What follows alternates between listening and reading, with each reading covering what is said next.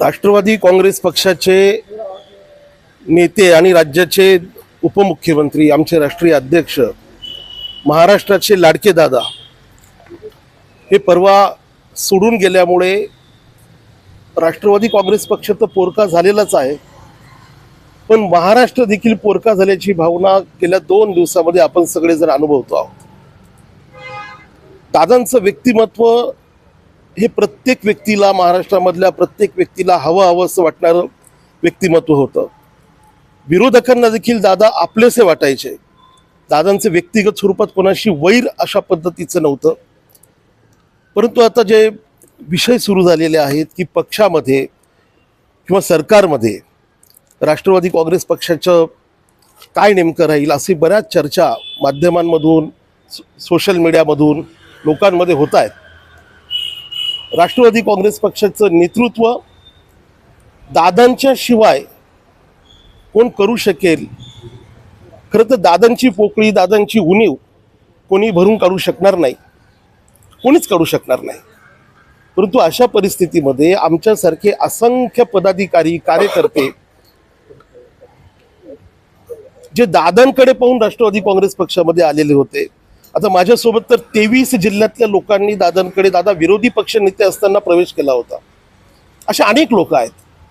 त्या सगळ्यांची भावना ही आहे की राष्ट्रवादी काँग्रेस पक्षामध्ये विधिमंडळ पक्ष नेतेपदी सुद्धा सुनेत्रा वहिनींना त्या ठिकाणी संधी मिळायला पाहिजे. त्यांनी ह्या पक्षाची धुरा सांभाळायला पाहिजे.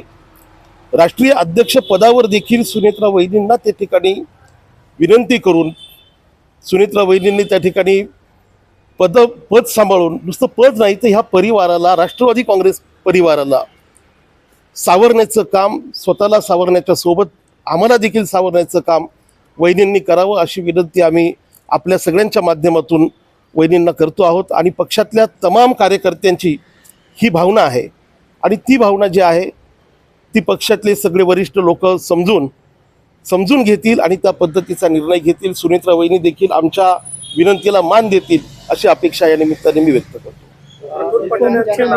उपमुख्यमंत्रीच्या नावाची देखील चर्चा सुरू आहे, त्याबाबत काय मत आहे?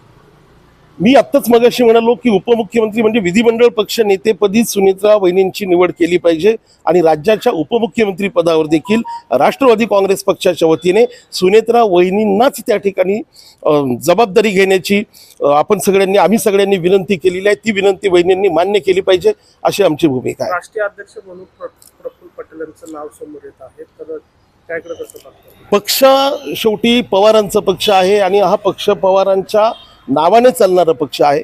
प्रफुल्ल पटेल साहेब आमचे ज्येष्ठ नेते आहेत. ते अगदी सुरुवातीपासून राष्ट्रवादी काँग्रेस पक्षाच्या म्हणजे दोन्ही एकत्र असतानाच ते राष्ट्रीय कार्याध्यक्ष म्हणून त्यांची त्या ठिकाणी निवड झालेली होती. आणि ज्यावेळेला 2 पक्ष झाले त्यावेळेला देखील प्रफुल्ल पटेल साहेब कार्याध्यक्ष म्हणून काम करतायत. मला माहिती आहे की प्रफुल्ल पटेल साहेब देखील मनाने एवढे मोठे आणि साफ मनाचे आहेत की सुनेत्रा वहिनींना त्या ठिकाणी राष्ट्रीय अध्यक्ष पदावर बसून दिल्लीतला कारभार, सुनेत्रा वहिनींना मार्गदर्शकाची भूमिका प्रफुल्ल पटेल साहेब निश्चितपणाने घेतील आणि त्या पद्धतीचं त्यांनी करावं अशी त्यांना देखील विनंती आहे. मी विनंती करण्यापेक्षा हे त्यांच्या देखील मनात तेच असणार आहे, कारण की शेवटी प्रफुल्ल पटेल साहेब हे खूप मोठ्या मनाचे नेते आहेत आणि त्या पद्धतीचं मला नाही वाटत की ह्या अशा गोष्टींमध्ये ते काही इंटरेस्ट घेतील. ते सुनेत्रा वहिनींना जसं दादांच्या सोबत ते खांद्याला खांदा लावून काम करायचे, तशाच पद्धतीने सुनेत्रा वहिनींना दिल्लीच्या एकूणच राष्ट्रीय राजकारणामध्ये मार्गदर्शकाची आणि बाकीच्या गोष्टी करण्याची भूमिका प्रफुल्ल पटेल साहेब निश्चितपणाने घेतील. गेल्या अनेक लोक असे सांगतात की दादाची शेवटची इच्छा होती दोन्ही राष्ट्रवादी एकत्र यावे आणि आता महापालिके जिल्हा परिषदेच्या निवडणुकीत आपण ते बघितलं देखील. एक पदाधिकारी म्हणून काय वाटतं, साहेबांनी आता काय निर्णय घ्यावा, काय वाटतं तुम्हाला? नाही, दादांची मनापासूनची इच्छा, दोन्ही राष्ट्रवादी कसा एक कुटुंब आहे, नुसतं पवार कुटुंब नाही तर राष्ट्रवादी काँग्रेस पक्षच एक कुटुंब आहे. शरद पवार साहेबांच्या माध्यमातून हा पक्ष जन्माला आला. शरद पवार साहेबांनी स्वाभिमानाचा एल्गार करून या पक्षाला या महाराष्ट्रामध्ये आणि देशामध्ये जन्म दिला. अशा परिस्थितीमध्ये आत्ता आमच्यावर तर इतकी वाईट परिस्थिती आहे राष्ट्रवादी काँग्रेसच्या कार्यकर्त्यांवर, पदाधिकाऱ्यांवर, एकूणच आमच्या राष्ट्रवादी परिवारावर, की अशा परिस्थितीमध्ये घर एकत्र आलं पाहिजे ही भावना तर प्रत्येक कार्यकर्त्याची असणारच आहे. आणि अशाच वेळेला जेव्हा आपण इतर पण ठिकाणी घरांमधले आपली उदाहरणं बघतो, जेव्हा एखादा दुःखद प्रसंग येतो त्यावेळेला आपण मनाने ॲटोमॅटिक एकत्र झालेलो असतो. आम्ही राष्ट्रवादी काँग्रेस पक्ष एकत्र आला तर निश्चितपणाने या गोष्टीला आमचा सगळ्यांचा होकार राहील, पाठिंबा राहील. पवारसाहेबांसारखा नेता या देशाला लाभलेला आहे आणि आपल्या घरातला तो नेता आहे, तर ते व्हायलाच पाहिजे. एकत्र झालं तर खूप चांगली गोष्ट आहे.